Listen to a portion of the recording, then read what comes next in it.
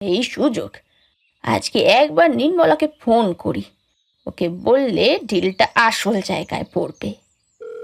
সমীরের মা উমার মাকে ফোন করলেন। হ্যালো, কে বলছেন? আরে নির্মলা, আমি গো, চিনতে পারছো না? হো হো দিদি, আপনি? বলুন বলুন, কেমন আছেন?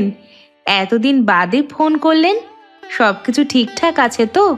সবকিছু ঠিকঠাক আর থাকতে পারছে কই বেয়ান? আপনার মেয়ে যা শুরু করেছে তাতে করে তো আর ভালো থাকতে পারছি না।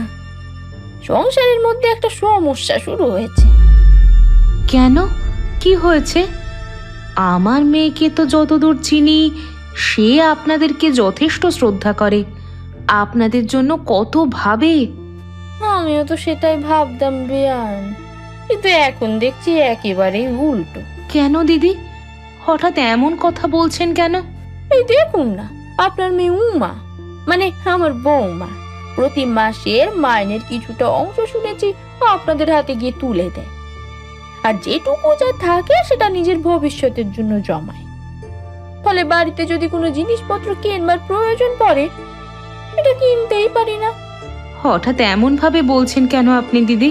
আমার শরীরে ব্যথা, তাই উমাকে বলেছিলাম এই মাসের মাইনে দিয়ে একটা ওয়াশিং মেশিন কিনে দিতে, কিন্তু সে তো না করে বসলো, বললো আপনাদেরকে কে দেখবে।